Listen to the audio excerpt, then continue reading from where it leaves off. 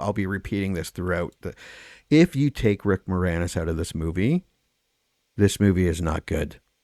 Rick Moranis, to me, made this movie. Dark Helmet makes this movie. He saves this movie. Lights, camera, and action. Welcome to the I Remember Liking That Movie podcast. Remember those childhood movies you loved? We're going to watch them again and find out if they're still as amazing as you remember. Let's get ready to join Anna and Jimmy as they go back and watch those movies you remember being oh so awesomely good. Horror movies that scared. Comedy movies that dared. Damn! And action movies so preposterously ludicrous that they defied the laws of common sense. Now, here's your hosts, Anna Santos and Jimmy Coates.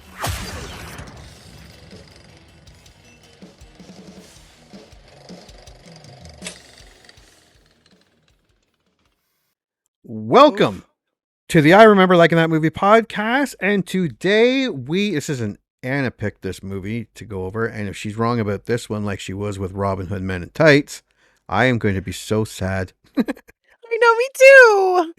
Because Spaceballs, which I do own with Robin Hood Men in Tights. What do you remember about Spaceballs? Actually, okay, first, you didn't go to the theater to watch this? No, I didn't. This was definitely a video rental. Yeah. And I think it came after, oh God, History of the World? No. Wait, yes? No. God damn it, Mel Brooks. Oh, yeah. They make too many movies. Yeah, this was after, because History of the World Part 1. Yeah. I watched that on DVD, and then I turned into a Mel Brooks young fan. So I watched Young Frankenstein, Spaceballs, Blazing Saddles. Like, I just went through like a moment of like Mel Brooks, and I watched as much as I possibly could.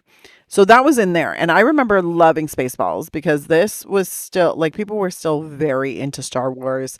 People were still very into like sci-fi stuff.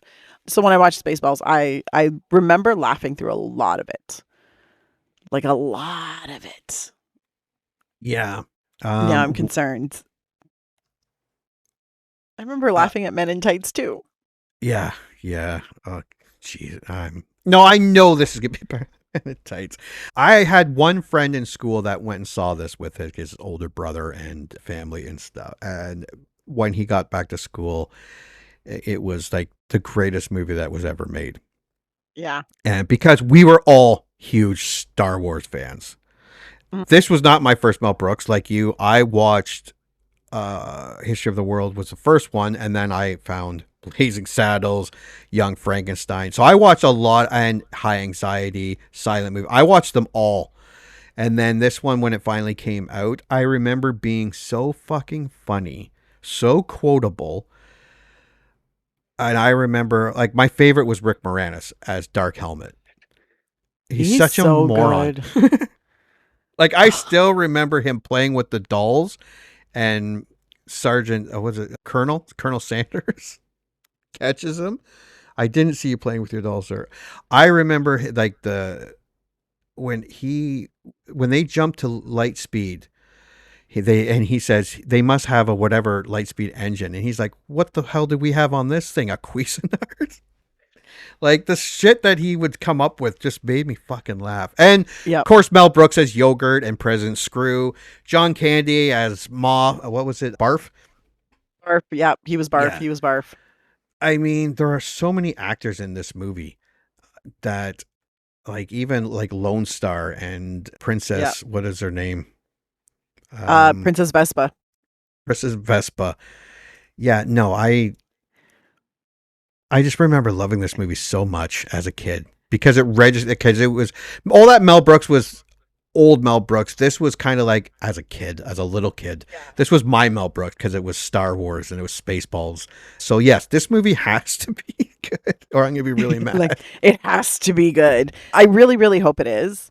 I really, really hope it is. Like, I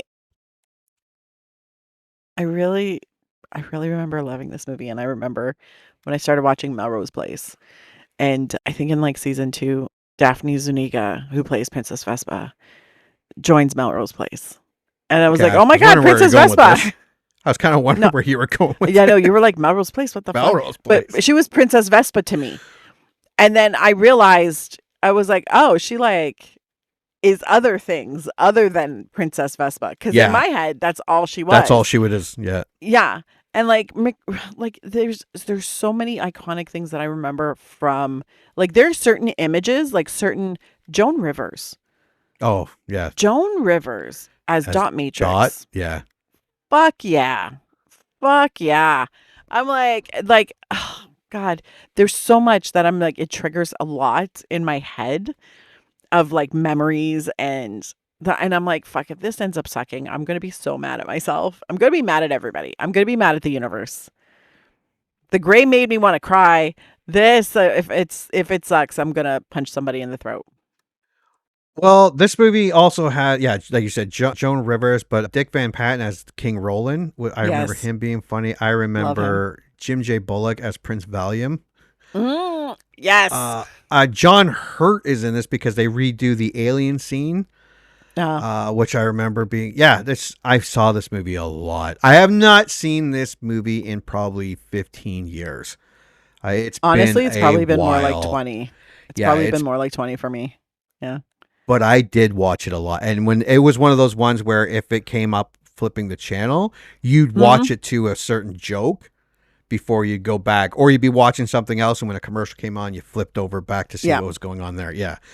So yeah, I've seen this movie a ton. I think, well, it's funny because I've seen it a lot, like definitely more than 10 times, but not like consistently. Like it's always been in clusters where you watch it like 3 times in like a month and then you don't watch it again for like 2 years. Yeah. Then you're like, oh, another time. And then you don't watch it again for 2 years. But in the mid 2000s, early to mid 2000s, it just kind of dropped off where it wasn't really showing up on TV anymore. And I didn't have it on DVD and it didn't really occur to me. And that's when blockbusters were starting to close. Netflix was just starting to kind of take off as like a streaming service. Like it became, people were downloading movies. It was like a whole thing. So it just kind of fell off my radar for a while. Then I was scrolling through, I think it was Prime. And I was like, oh my God, Spaceballs.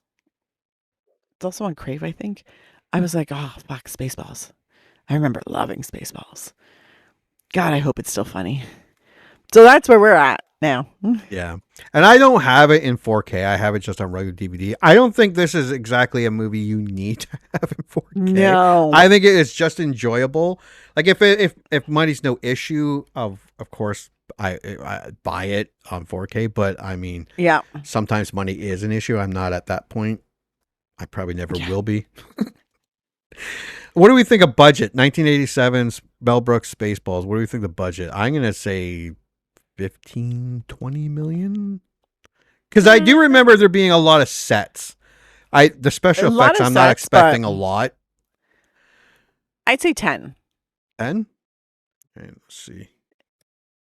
22.7. Holy crap. 1987? Yeah. God, that's a big budget.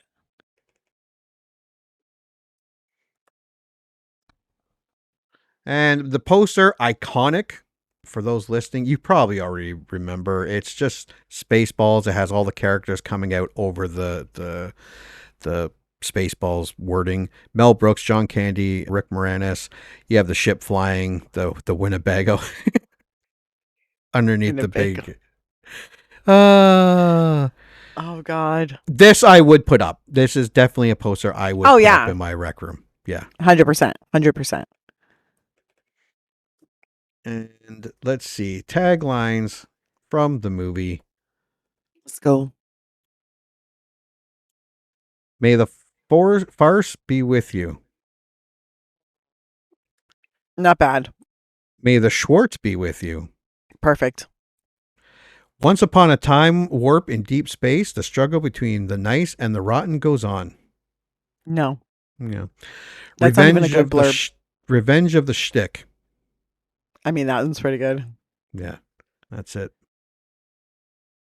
All right, critics, what do we think? I don't know. This one's a little different. I don't know if the critics liked it or they usually like his movies. Is it on Rotten Tomatoes? Yes. I haven't clicked it yet because I'm going to say that it was in the high 60s, early high 60s, low 70s. I would probably say, yeah, low 70s. I'd give it low 70s. All right, let's take a look. Spaceballs. Oh, it's not found. Wait, what happened? I don't think it's on Rotten Tomatoes. What?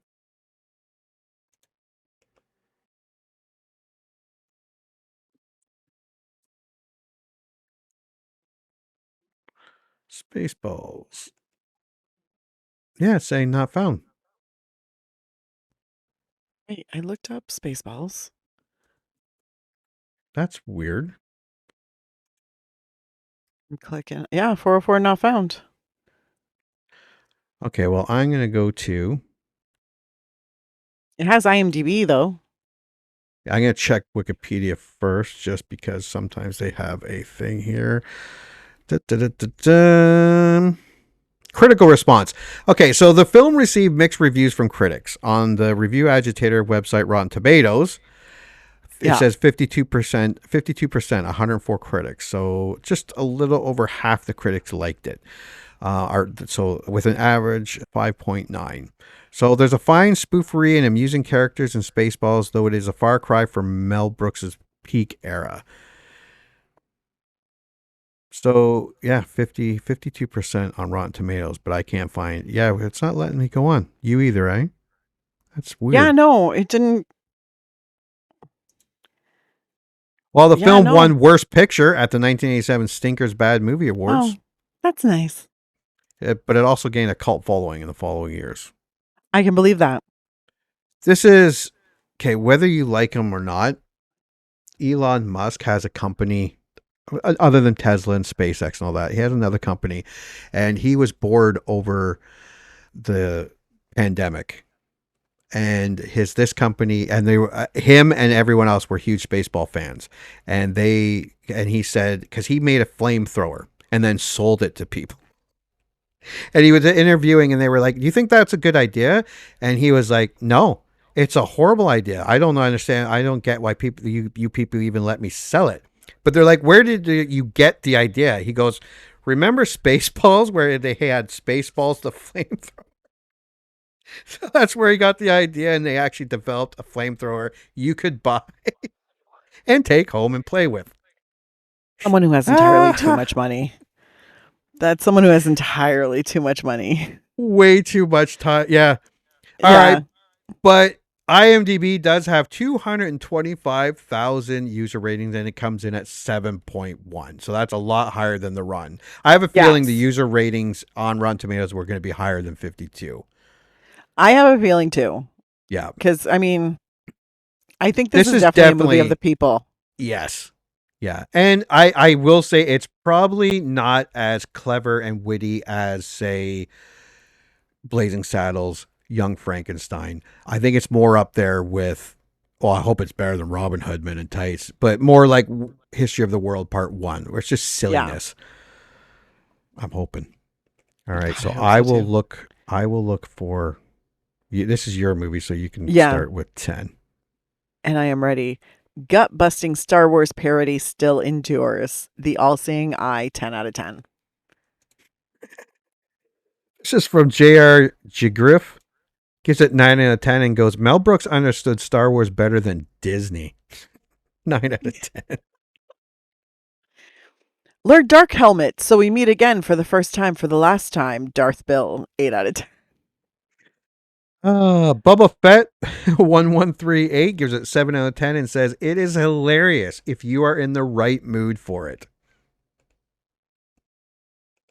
Ooh, uneven but reasonably entertaining. The Little Songbird, 6 out of 10.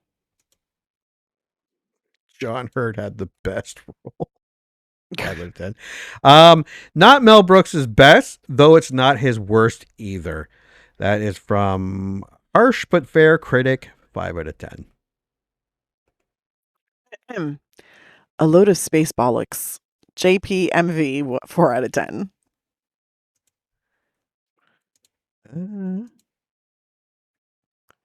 Every few years, I try it again, but it just gets worse.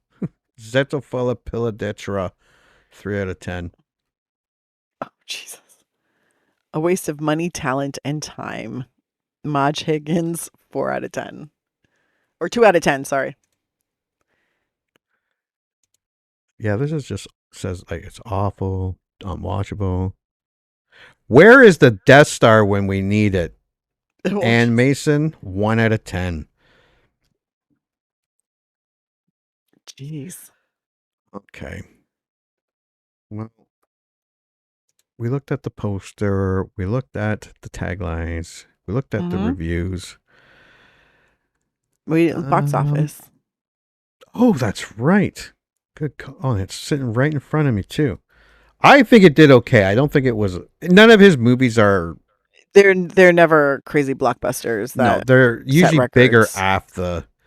Yeah. Oh, so 38.1 million. So it wasn't huge, but it made. It made its money back. Yeah. So it was released in June, and it came in at number 2.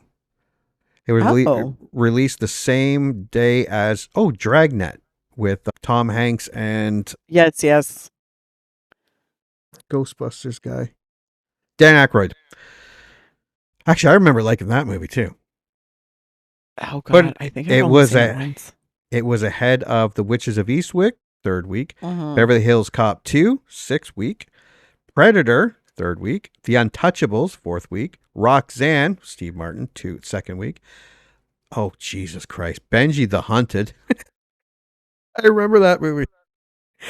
I remember liking it too. I haven't seen that probably in a long time. Harry and the Hendersons, 4th week. And Full Metal Jacket, limited release, 1st week. That's a lot of good movies. Yeah. Full Metal Jacket, I loved Harry and the Hendersons. I did too. Yeah, with John Lithgow.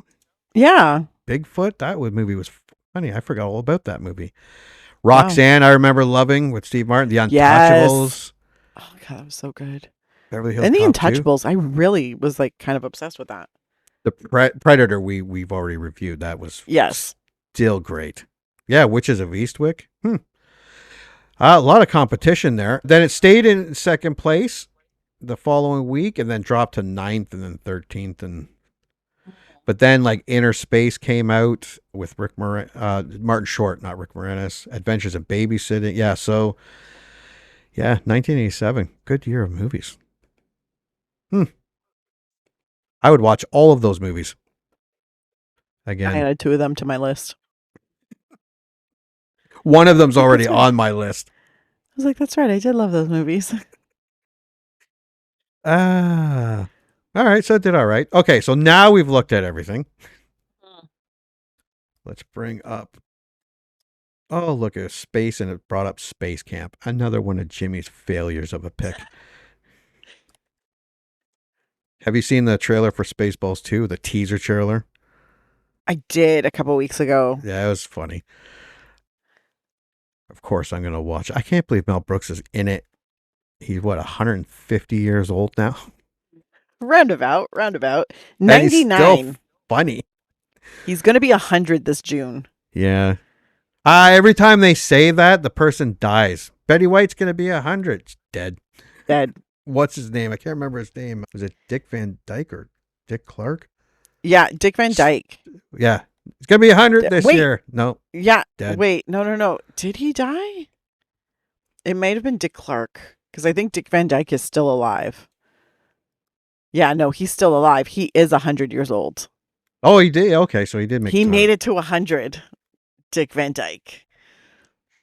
God bless him. Yeah, Betty White was a hard one. That was so hard. I was like, I cannot. Why would you do this to me? He's so funny. She was her in interviews, fucking classic. She lived in the gutter, and it was amazing because she made the gutter sound classy. Oh, God, I love her. Yeah, and I didn't follow the show, but I caught it a bunch of times. That one where it's the other girls, and she's the oldest Han one Cleveland? that lives with them. That's it, Han Cleveland. Yeah. Valerie But yeah. Bertinelli was in that one, and so Yeah. was what's her name? Max something, who's fucking fantastic. There we go. Wendy Malick. Yes. Love her too. Oh, Jane Leeves. Right. Jane Leeves was on it. Yeah, she was funny in that. And she was, Yeah. well, Lake Placid, she was great in. And I actually liked Yeah. The Proposal. And I she love was The friggin' Proposal. hilarious in that movie. I haven't seen it in forever, but I Mm-hmm. love The Proposal. Yeah, that was actually a funny movie. Yeah. Let's take a look at. Oops. There it is, planet Druidia. And underneath the air shield, 10,000 years of fresh air. We must get through that air shield. We will, sir. Once we kidnap the princess, we can force her father, King Roland, to give us the combination to the air shield, thereby destroying planet Druidia and saving planet Spaceball. Everybody got that? Spaceballs, the movie. Princess Vespa spaceship within range, sir. Good.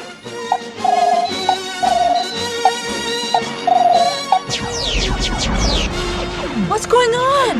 It's either the 4th of July or someone's trying to kill us. Now we will show her who is in charge of this galaxy. If you do not give me the combination to the air shield, Dr. Slotkin will give your daughter back her old nose. Only one man and his trusted companion can save planet Druidia from disaster. Okay, Eagle 5, coming in. Lone Starr. First, they must learn the secrets of yogurt. Yogurt. I am the keeper of a greater magic. The Force? No. The Schwartz. Avoid capture on a distant planet. Tell them to comb the desert, you hear me? Comb the desert! Found anything yet? We ain't found. Battle the entire Spaceball army. My hair! He shoved my hair! Holy. And escape the clutches of Dark Helmet. I see your Schwartz is as big as mine. Abandon ship! Proceed to escape pods! What the hell's the matter with this seatbelt? When does this happen in the movie?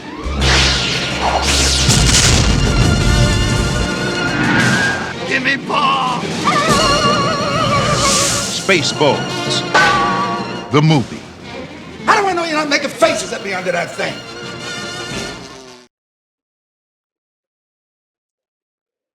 Oh, God. That's a Oh. cheesy commercial. Yeah. It looks cheesy, Oh, but yeah.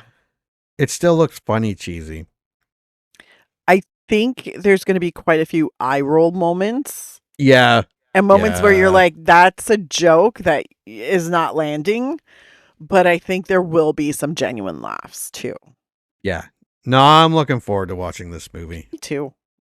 Yeah. As a kid, it was so Yeah. funny. God, I can't wait. God, I hope it doesn't suck. Yeah, me too. I'm not buying the 4K ahead of time just because No, it's good really move. expensive. Good move. And I don't think this movie, I don't think you need 4K. No. If I found it, I'm if it good. was like $14.95, I probably would have went ahead and bought it. But Yeah. no, I think it's still going to be fun. I just remember a lot, and yeah, they didn't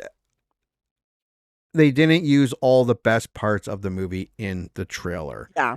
Yeah, they didn't use the most funniest parts that I remember weren't even in the trailer. Well, the combing the desert one, and that was funny. I remember that being funny as a kid. I ain't found shit. No, I think it's gonna be fun. I think I'm gonna have fun. All right. Well, we are gonna go watch Spaceballs from 1987, and when we come back, we're gonna see if it's still funny or if it's Robin Hood Men in Tights. Which I hope it's not. Oh God. Yeah. Let's see where it's gonna land. Let's see where it's gonna land. You heard them. Movie time. Let's all go to the lobby and get ourselves a treat, and then watch a classic kick-ass movie from whenever the one we're about to watch was made.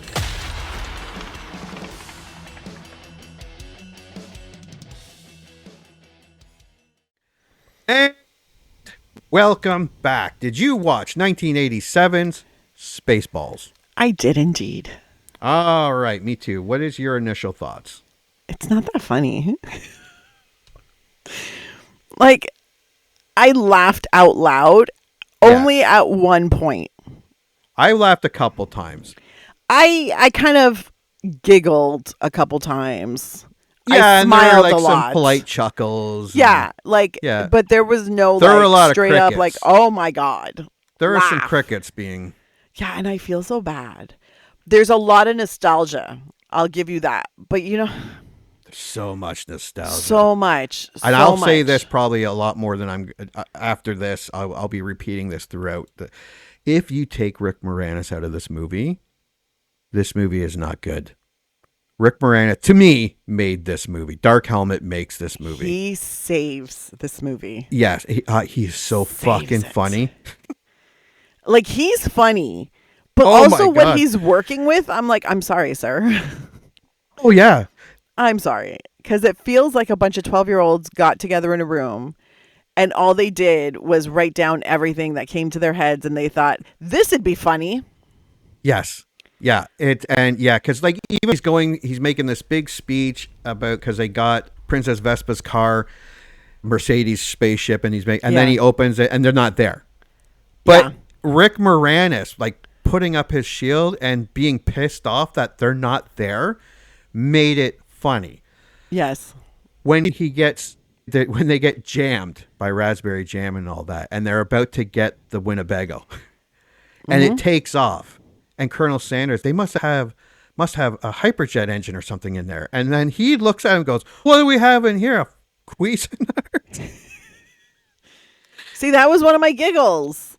And when he's holding on, and they're in ludicrous speed, and he's explaining that my brain is in my feet. What have I done? Yeah, Rick Moranis. Oh my God. Yes, he does save this movie. He saves the movie. Oh he my saves God. the movie because the majority of it, I'm just like, did anybody read this out loud? Like before they went into production, did anybody read this out loud? Like John Candy had a couple. He had a couple, but not enough. Very Not enough, underutilized. no. Yeah. Very underutilized. Mel Brooks as President Skroob was okay. Yogurt was kind of like, this was a lot funnier when I was a kid. For reals. For reals. I did like Colonel Sandurz. Yes, Colonel Sandurz was good. He was good, but he played off of Rick Moranis. That was like they were the Abbott Costello. Yeah, of the, exactly. Yeah, this was definitely Rick Moranis. It's to the point, I think this is in my review, because Spaceballs 2 is done, is coming out. Yeah. And if you're listening, that's already out. If Rick Moranis wasn't in this, Spaceballs 2, I would not watch. I probably would watch it, but I would be pissed. Yeah. Because after watching this, my God, this was a Rick Moranis movie. That's it. Here's the thing, though. I will say this. If you're 12 years old and younger, oh, yes, this movie's hilarious. The movie is hilarious. I can see why I liked it. I understand why I liked it. As a kid, 100% I see why I liked it. Because there's nothing better than a visual gag. Now, understanding the concept of storytelling at this big old age, I'm like, this is not funny anymore. This is not funny anymore. Rick Moranis playing with his little dolls. That was oh my God, yes. That was awesome. I was like, reminds me of playing with my Barbies when I was young. Because we all did that. And it was just like, oh my God, that's so cute. And then the way he like swoops them into his chest. Yeah. And he's all embarrassed. Yeah. And when they're watching, when they get the Spaceballs, the movie, that gag, where the movie came out before the movie's finished, but they're watching, and how mad and he gets at himself and embarrassed when he's watching himself do stupid shit. He's like, we can skip that part. We can just fast forward there. Yeah.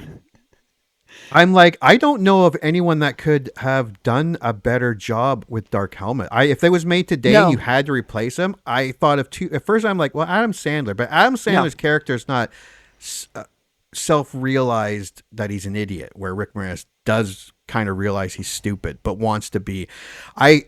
Kevin Hart, Will Ferrell, maybe.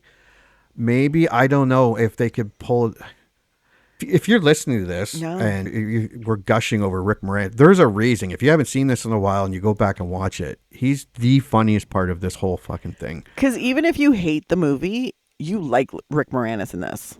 Yeah, he's so awesome. I don't hate the movie, but it feels very, very, very pedestrian, very played out, very cliche. Yeah, it's a product of its time. No, it's a product of Mel Brooks, and I hate to say this because Men in Tights did the exact same thing. Oh yeah, and this I can see why people were saying in the review when we went over the reviews that this Spaceballs was the beginning of the end of Mel Brooks being funny. Mm-hmm. Because like I'm pretty sure Blazing Saddles, Young Frankenstein, I'm sure they hold up better today than. We're gonna test that theory. Yeah, we're going to have to watch more. We're going to have to watch one of those. Because I bought some Mel Brooks in 4K. Yeah. So it better be. It better be good. We're going to test that theory because I'm like, I remember, obviously I was a kid when I watched this and Men in Tights, and I remember loving them. And now watching them as an adult, I'm like, this feels so clunky and cobbled together. Yeah. And I'm like, but I don't remember like other Mel Brooks stuff like Young Frankenstein, or it wasn't Blazing Saddles, History of the World, yeah. I don't remember that being clunky. No, but that's because I feel like that those had storylines. I think they played more story and allowed the joke to develop and didn't go for the jokes constantly, quickly joke, gag, which is what Spaceballs did. This almost feels like they made a list of jokes and then they wrote a movie around the jokes that they wanted to put in.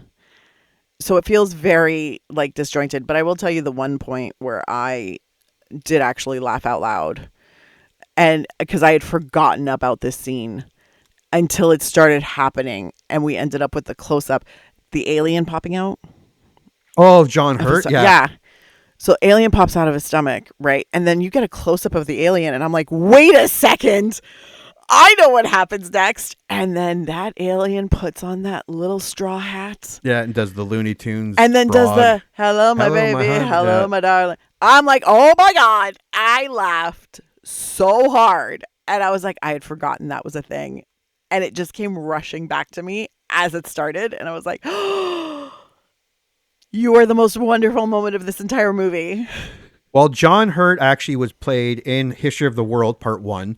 Yeah, Jesus with that little segment, and John Hurt, accomplished actor even back then. Yes, had so much fun and got along with Mel Brooks so well that he said, "If you ever need me to do anything in one of your movies, just give me a call." So Mel Brooks called him and asked him to read his scene in Aliens, and he was like, "Yeah, that's awesome." And it's funny because after the alien pops out, he's like, "Oh no, not again." Yeah, and then I like how, and then that's one of actually Barf's better scenes is where he's like, "What he order?" And the special, he's like, "I ordered the special." That's probably one of the few times that Barf actually is not just the accessory to the joke. Yeah. And that kind of, John Candy was definitely way underutilized in this. Yeah, he had a couple ones where he came in, he had all that luggage. It's a royalness luggage or whatever, and he's all mad. He has a couple moments. But it's literally a couple. Yeah. In an hour and a half long movie. And I'm like, you have John Candy dressed as like a man dog. Now, as a kid, that was hilarious in itself. Barf was awesome. Yeah. So that's why this movie is very conflicting. It's very, very nostalgic. Oh my God. So much nostalgia. Because me and my friends quoted this movie. We giggled about this movie. We watched it together. So any positive stuff I have is either Rick Moranis related and childhood memories. Yes. But it's not the greatest movie. No. It wasn't necessarily a hard watch. No, it wasn't hard. It was fun. It was a bit of a boring watch for me. Yeah. Where I was just like, you're not really holding my attention. A lot of it for me was, oh, this part's coming up. And then being like, oh, that's not as funny as I remember. Yeah, when they said comb the desert. And I was like, oh, this is where they bring out the big giant combs. Big giant I'm combs.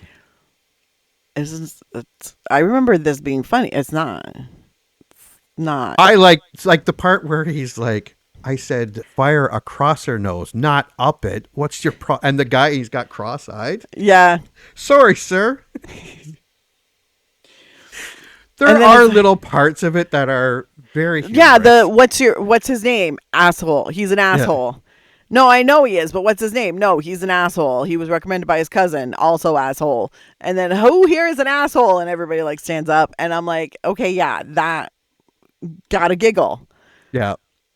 But I'm like, oh, I'm a little disappointed in this movie. Yeah. All right. Well, let's go over it. Yeah. Again, not much of a plot here, but in a galaxy very, very, very, very far away, the ruthless Spaceballs, led by President Skroob, have squandered their planet's atmosphere. Desperate for oxygen, Skroob hatches a plan to steal it from the neighboring planet Druidia by obtaining the code to its air shield, destroying Druidia in the process. What is his name? 8 is enough guy. Dick Van Patten. Yes. King Roland. He was good. Yes. But these are little characters like in Robin Hood Men in Tights, like the Executioner. They were funny. They were funnier than the main characters, yeah. Yeah. On Druidia, the spoiled Princess Vespa flees an arranged marriage to the narcoleptic Prince Valium. He was funny. When they're like, say hello to you, and they have to kick him to be awake. Yes. It's at the end of the movie. He looks at her like, where the hell you been? Like he's clueless to what's going on. That was funny. Having already rejected all other suitors in her search for true love. Meanwhile, mercenary Lone Starr and his half-man, half-dog companion Barf are... I will say when at the end where Barf's not getting out of the way of the wedding and the preach is like, what's your name? Barf. No, your full name. And he goes, Bartholomew. That was great. That was great. But like you said, there's only a few. And that kind of hurt because every time he would make a comment like that, I would laugh or giggle and I'd be like, man, they should have given him more. More. Yeah. Barf are contacted by crime boss Pizza the Hut. This was much funnier when I was a kid. Same. Instead, I was just grossed out. Gross. It was just like, ew. It's making all that sound. All this slime and then that piece of pepperoni that like fell down. I was like, ugh. Who demands repayment of 1 million space bucks in debt. King Roland of Druidia offers Star-Lord the same amount. Star-Lord. What's his name? Lone Starr. Star-Lord, that's Galaxy. Guardians of the Galaxy. Yeah. To rescue Vespa and her droid servant, Dot Matrix. Yeah, Dot Matrix. She had a couple all right things. Joan I like Rivers, when the Virgin mode came on. That was funny. Aboard their Winnebago RV spaceship Eagle 5, Starr and Barf rescue the pair just before they are captured by the Spaceball ship Spaceball 1, commanded by Colonel Sandurz. What's the matter, Colonel Sandurz? Chicken? Oh, God. And Skroob's enforcer, Dark Helmet, who wields the mystical power of the Schwartz. However, Eagle 5 runs out of fuel, forcing Starr to crash land on the desert moon of Vega. This was way more funnier as the dink, dink, dink, dink, dink, dink. Yeah, that doesn't hit the same funny bone. Yes, it did when I was 10. Yep. All right. The four wander through the scorching landscape with Starr and Vespa exchanging barbed remarks and mutual attraction. They cannot act on their feelings, however, as Vespa is duty-bound to marry a prince. They collapse from the heat, but are rescued by the Dink Dinks, a group of robed, diminutive aliens, and taken to the hidden temple of yogurt. Yeah, that was a lot funnier, too, as a kid. Yeah. A wise sage who breaks the fourth wall to shamelessly advertise Spaceball merchandise. Yogurt guides Starr in using the Schwartz, using a ring to channel its power. He also deciphers Starr's medallion, found with him when he was abandoned as a baby, but withholds its meaning. Yeah, he puts in a fortune cookie. Yeah, he's like, when the time is right, Yeah. it will tell you. Unable to locate Vespa, Helmet and Sandurz watch a VHS copy of Spaceballs and skip forward to the film to find her. Fast forward through this part. In fact, never show this part of the movie again. On the moon, Helmet uses the Schwartz to impersonate King Roland, tricking Vespa into revealing herself. She and Dot are captured and taken to Spaceball 1. Starr and Barf give chase. Helmet extorts the shield code from Roland by threatening to reverse Vespa's plastic surgery and restore her large nose. I like it. It's weird. It's 1, 2, 3, 4, 5. Dark Helmet's like, sounds like some asshole's code to his luggage. Then printed Skroob. He's like, that's the worst code ever. It's like, well, you didn't guess it. Starr and Barf infiltrate the planet Spaceball prison, rescue the captives, leaving stunt doubles behind as a distraction. And escape in Eagle 5 with the shield code in hand. Spaceball 1 transforms into Mega Maid, a giant robot maid, and begins vacuuming Druid's atmosphere. Yep. Yeah. Using the Schwartz, Starr reverses the vacuum from suck to blow, saving the planet. He plots Eagle 5 into the Mega Maid's head, finds the self-destruction bug, and battles Helmet in a Schwartz duel using the ring-projected lightsaber-like beams. Yes. Helmet steals Starr's ring. That was kind of funny when he tricks him into fucking doing that. And throws it down a grate. But Starr hears a telepathic message from Yogurt telling him the Schwartz is in you. Starr wields the Schwartz to reflect the Helmet energy blast with a mirror, sending him flying into a self-destruction button. As Eagle 5 escapes, Mega Maid explodes. Skroob, Helmet, and Sandurz are left behind when all the escape pods are taken. They crash land in the remains of a Mega Maid on the nearby planet populated by intelligent apes, who are horrified to witness their arrival.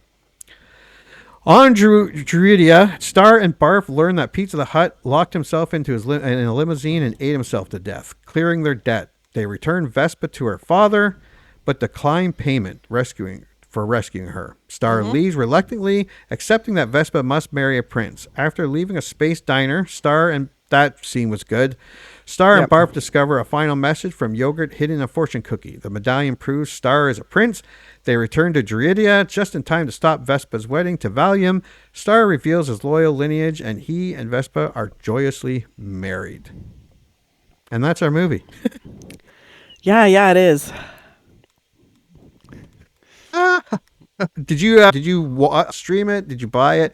Before we give our score, you streamed it? Okay, I had it on DVD. Okay, so did not pay for it. What's your score for Spaceballs 1987? My score is to stream it, just because it is part of the Mel Brooks library, and I mean it has its moments, but it is such a clunky, uncoordinated movie. And it is just filled with gags, and it feels like a movie was written around the gags, and that's all they wanted. They were just like, I think this gag would be funny. And they just made a list of all the funny gags, and they were like, okay, now let's see how we can put them into a movie. And that's exactly what happened. They underutilized John Candy. Rick Moranis is the glue that held the entire movie together. Because without him, if he was not playing, oh God, Dark Helmet, then this would have been a shittier movie. But it's not a good movie. It's got some funny parts. It's got, like I said, there were a few giggles. There was one outright laugh. Honestly, watch this movie just for that one scene where the alien does a little tap dancing routine. It's adorable and funny as hell. But other than that, like, it's fine. It's fine. I'd probably give it a 5. This is your pick, too. I know. I was like, maybe Men in Tights was like, yeah, Spaceballs, those were great. No, they weren't.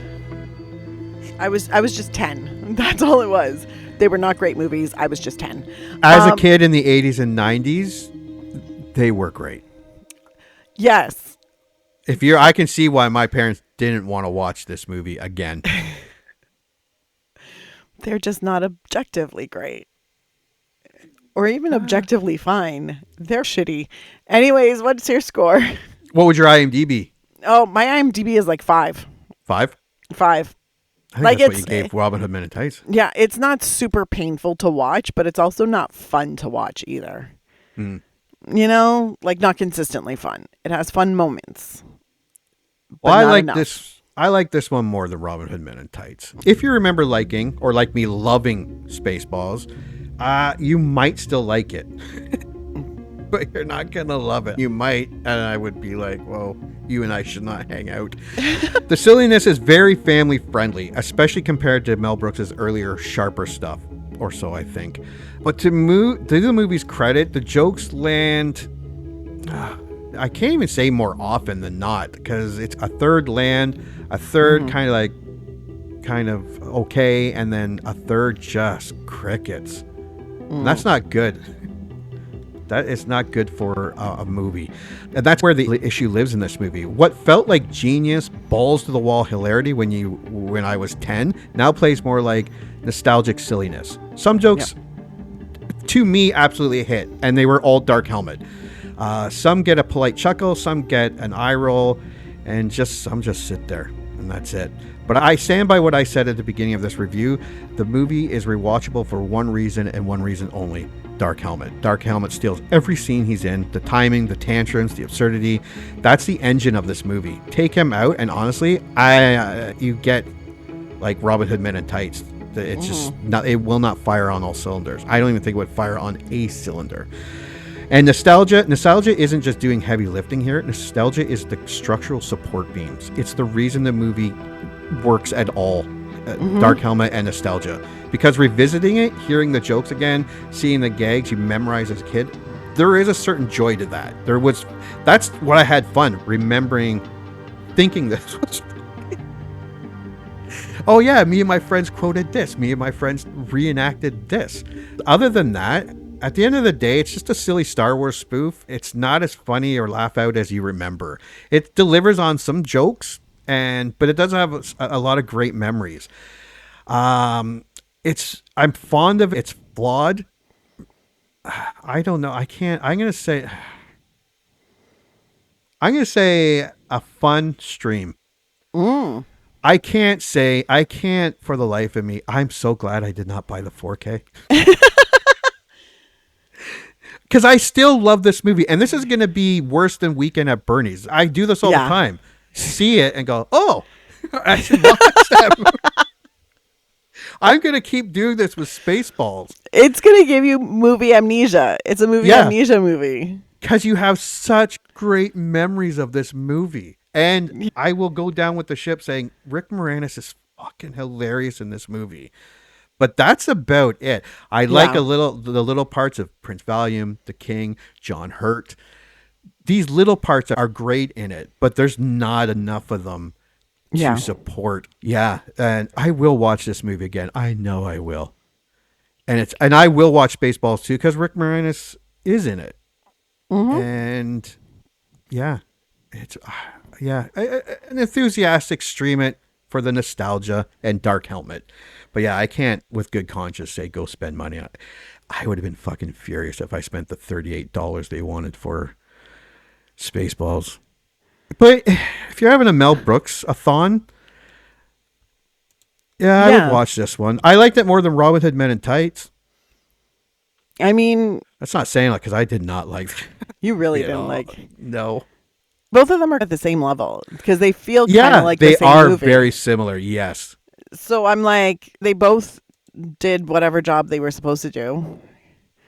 I don't know exactly what because it wasn't entertaining me.